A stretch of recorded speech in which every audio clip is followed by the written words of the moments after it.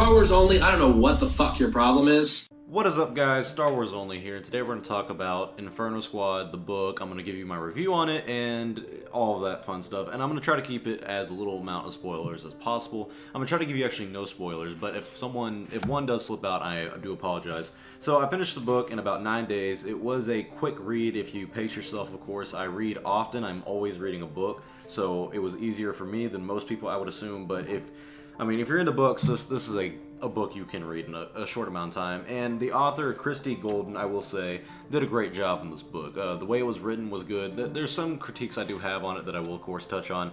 But she's very well known in the nerd community when it comes to, like Star Wars, Star Trek, StarCraft, World of Warcraft. She's made Assassin's Creed's book. I mean, literally, like, one of the first few pages, you see the amount of work she has done. And so she's a very well-known author, and I'm glad she wrote this book because she did a good job on it. I wasn't too sure about her. I've never read any of her other books until now, and I will say I would love to see her come back and write another book for the Star Wars community because she did really good. The book, of course, is about Inferno Squad and the leader Iden Verso and the other members in the squad like Del, I don't know how to say, Sin or Cian or whatever the hell her name is, and then what's his name, Gideon or Gaiden? I don't know. I just call him Gid. But so it touches on the four characters, and of course you're learning about Inferno Squad. It's about the startup of it and everything, and how it actually formed. And what I really liked about this book is that I expect it to be pro-feminist because that's how Disney's been going, but it doesn't have any of that at all, and it's amazing. It literally has no like pro-feminist kind of stuff in it at all, and it does something that a lot of Star Wars books and a lot of Star Wars stories in general don't do, and it doesn't have another orphan story. It actually is about Iden. Her father is like an admiral and whatnot, and he's really up there in the ranks, and he raised her very hard. I mean, her mother's in the book as well, but doesn't touch on it as much.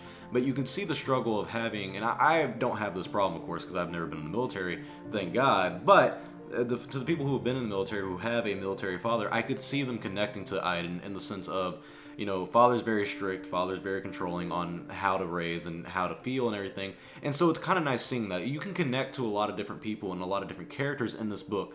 Specifically 3, in my opinion, of Inferno Squad. One of the characters I couldn't connect with almost at all, or I couldn't see anyone else connecting with that person. And something happens to that character at the end that I don't want to spoil.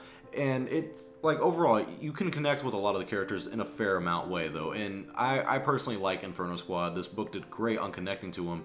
And overall, it was a good book. The beginning was kind of hard because it was hard to keep track of the characters' names themselves. Like, it would be like Del and then his last name. Instead of, I don't even know a lot of the last names, but like Iden Verso, her name. But for like Gel or Del, Del, with him, they would say his last name, I think it's Hask or something like that. I don't know, I don't care.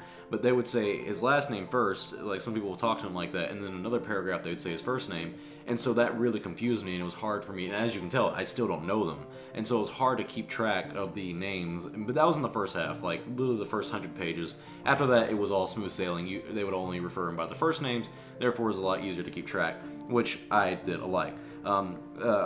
Sorry, I have my notes right here. Yeah, like I said, not another orphan story.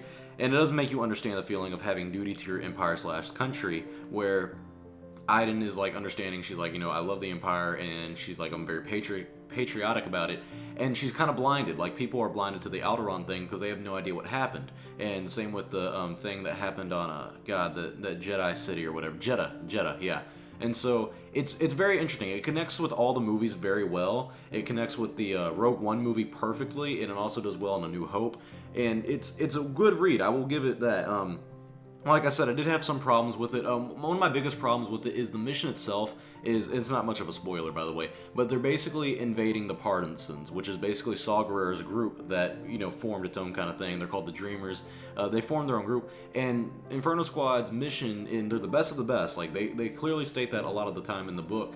And their mission is basically go in there and infiltrate and find out who the source is, who's leaking all the information to these terrorists, basically.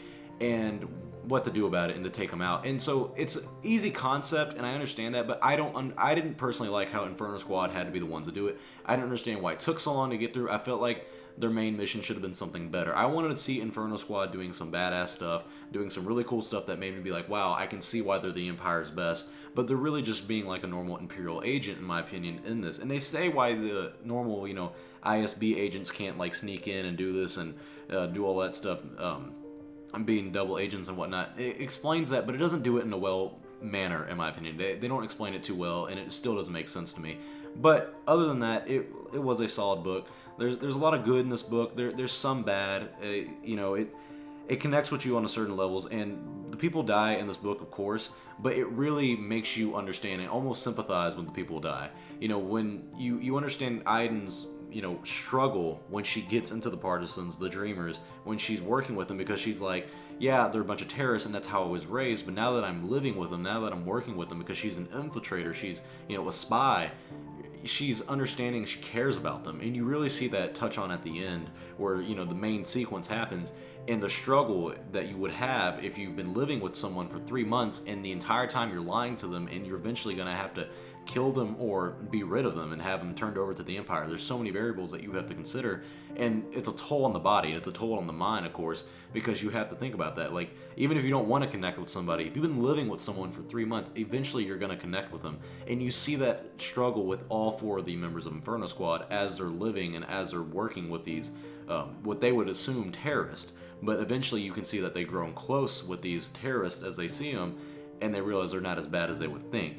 And so it was a good book. One thing I didn't like is that it wasn't anyone's fault in the book. It was people on, Instagram and all the Star Wars communities. They kept posting this one person. They're like, there's this person in the book, and it's like, oh, I didn't know he was in the book. And then you realize who that person is, because there's a certain character they're kind of like keeping away from you, and they're kind of hiding. They just call him like a certain name, and so it's like the leader and whatnot. I'm not going to give you the actual name because I don't want to spoil it for you, but they call him like the leader, for example. And so as you're reading the book, you're like, oh, I want to know who he is. But all the people in the Star Wars communities already kind of told you, because they'd be like, this person's in the book. You're like, well, I haven't seen their name yet. Fuck, that's the guy, that's the leader. And so I didn't like that. That's not anyone's fault in the book. That's not the writer's fault. It's the people in the Star Wars communities. You fuckers should really learn to either read the book, wait a little bit to spoil things, or just not post at all. But that's just my humble opinion. So overall, though, I would give this book a solid 8 out of 10. It was a good book. It was a solid read. I recommend reading it so you can connect to the characters better for Battlefront 2. But there wasn't the amount of action I would expect for a elite team.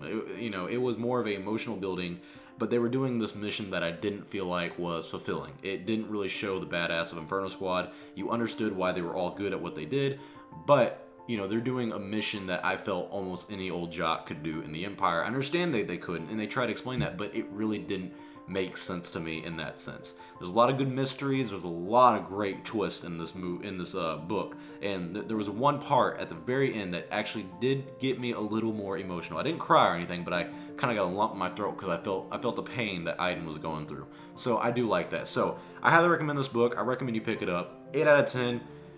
Not too long. You should be able to finish it in about 2 weeks. So, hope you guys enjoyed this review. Comment your thoughts about the book yourself. Do you think it was a good book, or do you think there are a lot better out there and that this book kind of failed? So, comment your thoughts below. I'm Star Wars Only. Hope you guys enjoyed this video. I will see y'all next time. May the Force be with you, always.